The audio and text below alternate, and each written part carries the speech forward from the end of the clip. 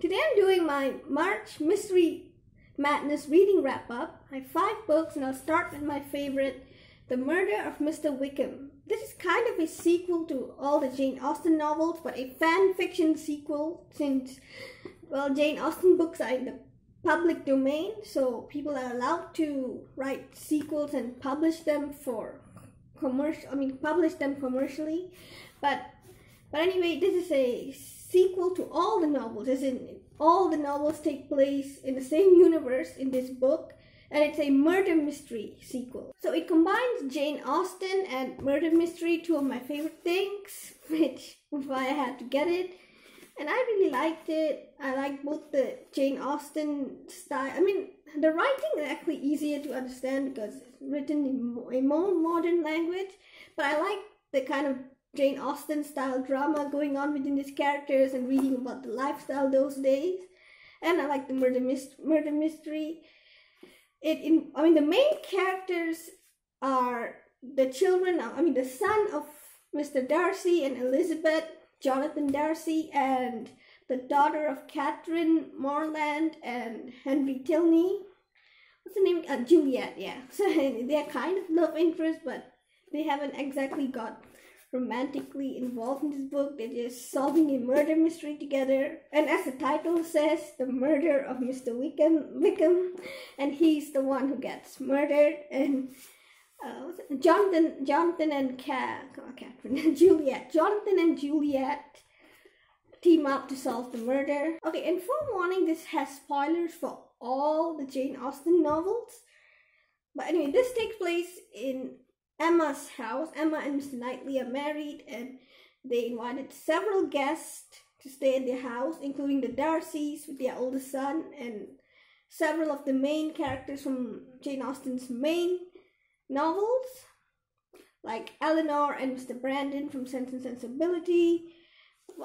And like I said, the Darcys, and what's that other novel? Mansfield Park. Yeah, Fanny and Edmund from Mansfield Park. The only main characters that are missing are Juliet's parents, Catherine and Henry. Like, they only show them in the beginning, but their daughter is mostly a representation of them. They themselves are hardly present in the book, unlike the other main characters from Austen's novels.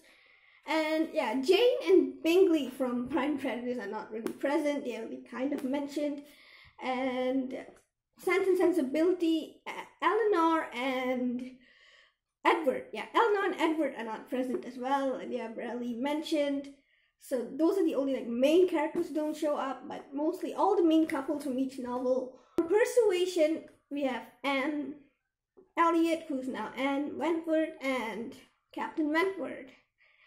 So they are all suspects in this mystery, which kind of makes it complicated, because when you read a murder mystery, you usually try to guess who among the suspects did it. But in this case, all the suspects are main characters in Jane Austen's novels, in her previous novels. So you're just kind of wondering, is this author going to turn one of them into a murderer who goes to jail? It just kind of makes you scared, because you don't want any of them to be the murderer, because you're going to like them as the main characters in these other novels. So you really don't want any of them to be the murderer, and you're kind of hoping and wondering if there's some sort of twist, that if it's someone else, or some kind of twist. So it's a bit different from other murder mysteries in that sense, because you already know all these characters. I love the investigation, and I love the relationship developing between Jonathan and Juliet. I'm not sure exactly what kind of personality disorder Jonathan is supposed to have. I think it's supposed to be some kind of either autism or neuro. I'm not really sure what to call it, but he's not as socially adept or something. So I'm not too sure how to diagnose the situation. But actually, to me, he didn't seem all that abnormal. He's just a bit geeky and eccentric, kind of. Also, he's kind of modern for someone at the time, because he constantly questions why things done this way and why like, it's kind of odd for someone with his upbringing in that time to be questioning these things. So I guess that is more his biggest oddity to me. Aside from him geeking out about his favorite book, which most people would not consider a favorite, I guess. I don't think he is like anything abnormal per se. Like, I don't know, it's kind of hard to describe him. Like Jonathan, I also tend to walk around when I'm thinking. Now, this is something I do without thinking. Like when I'm deep in thought, I just happen to walk around and pace everywhere in the room. So, I mean, in a way, I might have a low functioning autism or ADHD. Like several of my teachers said that I might have ADHD, but I've never been officially diagnosed. Okay, and the rest of the characters, I mean, for the most part, I think they were in character, but some parts, I mean, at least some parts of these characters I felt were not in character, but only minor things. For the most part, I think they were in character. So where all these characters end up, I won't tell you where they end up, but just in general, are they at a place that makes me happy? Like, am I happy with what happened with all these characters? Like, in the beginning of the book, like, I mean, for the most part, like, do I agree with all the decisions the author made about these characters? No, I mean, I wouldn't say I like every decision that she made with these characters, but for the most part, I think I kind of like the futures she had for these characters. Getting to spoilers. Okay, I'm going to get spoilers, just a warning. So if you don't want spoilers, please skip the time stamp on screen. Okay, anyway, I like how they resolve the murder. It's not a typical murderer gets caught and sent to jail. The murder was done by Mary Ann, but it's done such a way where even if she's a main character in Sense and Sensibility, like it's a self-defense murder, so it's kind of understandable. She murdered a bad person in kind of self-defense, so she doesn't actually get punished. So I guess I kind of like the resolution, even though part of me is wondering how much of a self-defense that was. And Mr. Wickham, I guess for the most part, he's kind of believable. Someone from the books. So if you like Jane Austen and if you like murder mysteries, I think you'll really like this. Okay, the next one is The Murder Game. I also really like this one. The murder, I think it takes a bit of time till it gets to the murder. So I enjoyed the second half where we are deep in the murder mystery compared to the beginning, but I didn't dislike the beginning. I liked the book. I just happened to like the second half better than the beginning.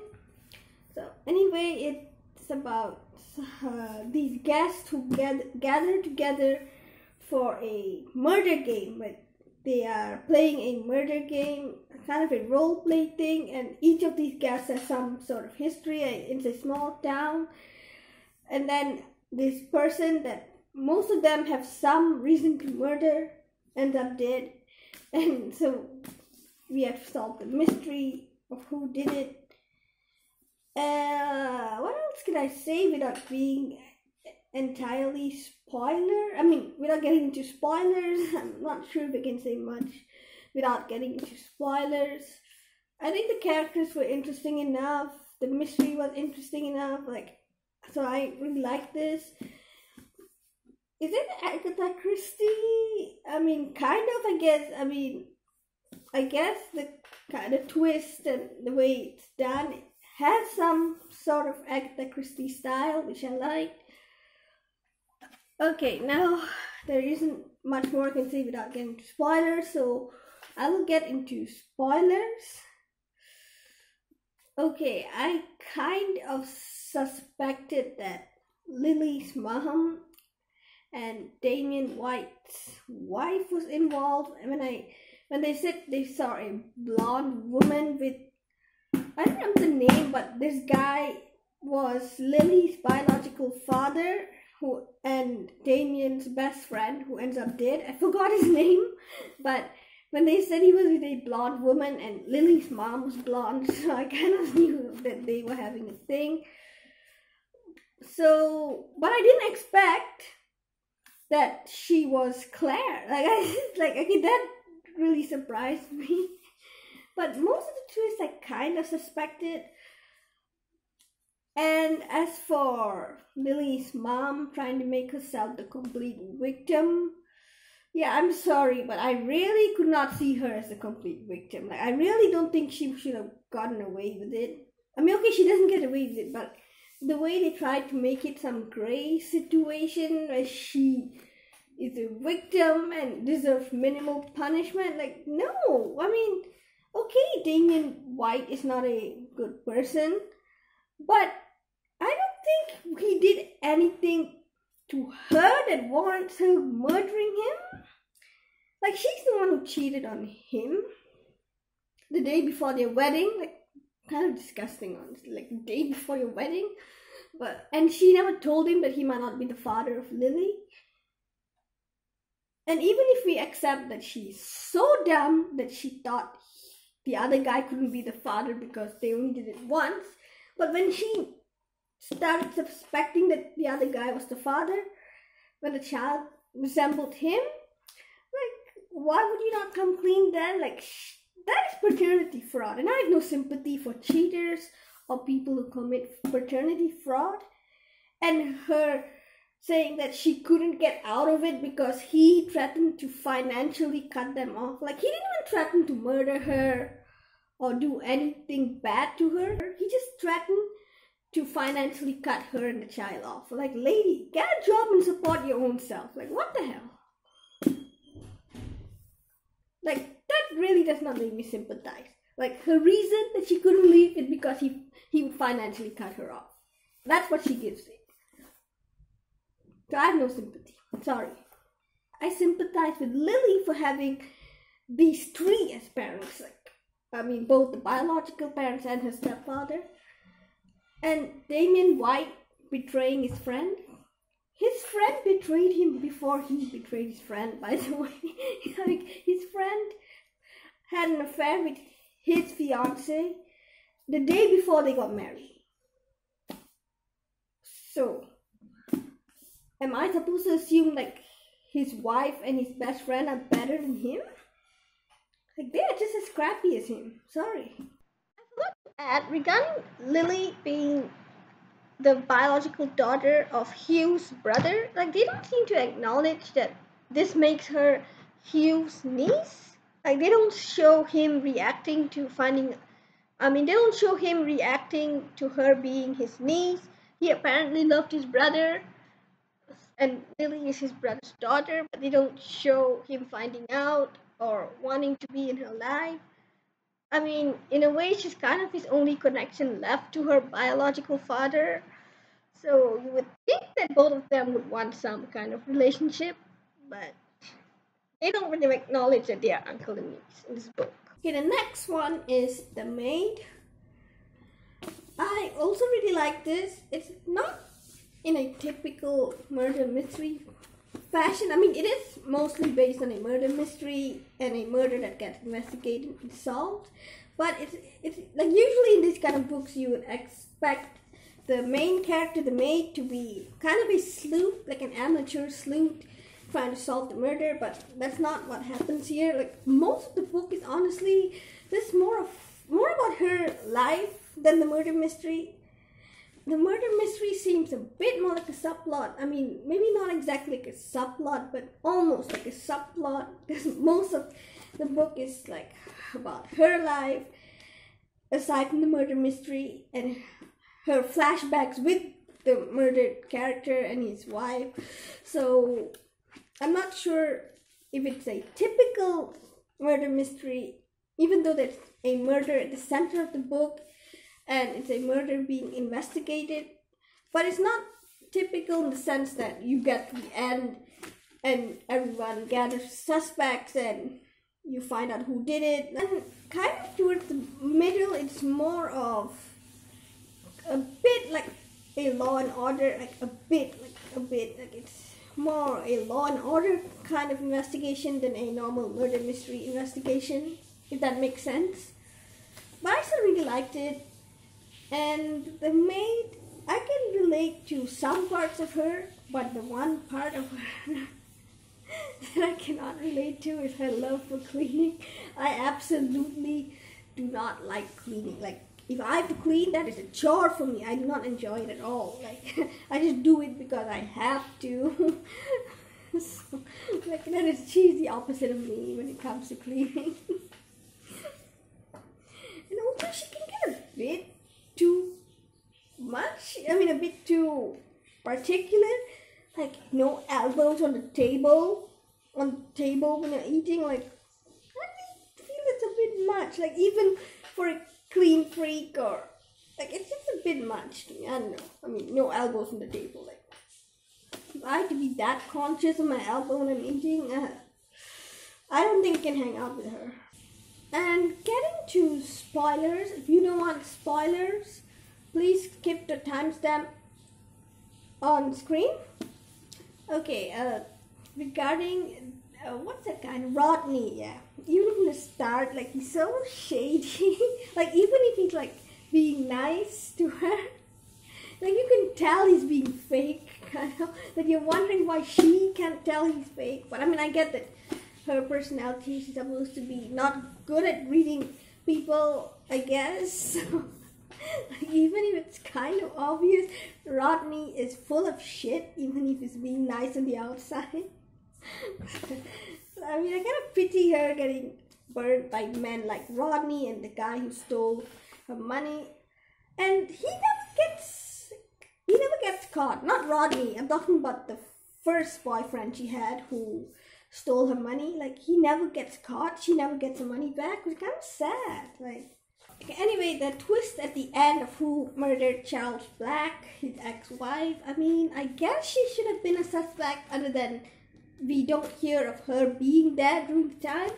So I guess that might come a bit of a surprise. But she kind of gets away with it because her husband's a bad person. Like, this book justifies her murdering him and she gets away with it. I'm not sure if I agree with that. Like, I mean, it wasn't a self-defense murder. Like, she just murdered him because he's a bad person and she doesn't like the thing he's doing. I'm not sure if that kind of vigilante justice should be promoted. Like, I don't know. But anyway, that's how it ends. So I kind of liked it. If you like murder mysteries, you like this. Well, I mean, I can't say that for sure. I mean, you might have your own taste in murder mysteries, but anyway, I kind of like this. Okay, next is Apricot's Revenge. Okay, this is about a business tycoon who gets murdered, and there are 4 suspects: his wife, his personal assistant, his vice CEO. What is vice CEO? I think it's vice CEO, like the next person to the CEO. And he's the CEO. Oh, no, wait, vice chairman. Yeah, sorry. Vice chairman, and he's the chairman, who's next in line to be chairman of him. And who's the other one? Oh, his business rival. Yes, the next one is his business rival. So these are the suspects. And the journalist is the main character, kind of the main character. And he gets invested in the mystery because he just interviewed this guy shortly before he died. And he's the one who brings up the 4th suspect of his personal assistant. Okay, this is, I mean, I kind of liked it, but honestly, it is a bit too much description for me. Like, I think if you like getting immersed in the setting, and if you like getting immersed in China setting, you would like it. But personally, I don't like that much description. Like, this is me, but I think it could be someone's taste, that description. And also it's translated, so I think that kind of, usually translated works don't translate as well, so I think that might also play a part in lessening my enjoyment. But for the most part, I liked it. Maybe I have a bias towards the murder mysteries where the main character gathers everyone at the end and then reveals who did it. So this one, you kind of find out who did it like 3/4 way. Maybe you even know halfway, but you know who did it way before the end, and the rest of the book is just them gathering evidence to prove this person did it. So, I mean, I didn't dislike it, but it's not just, I mean, it's not the typical kind of murder mysteries I enjoy. Okay, those are all the books that I have for my March Mystery Madness. Thank you very much for watching, and I will see you in another video.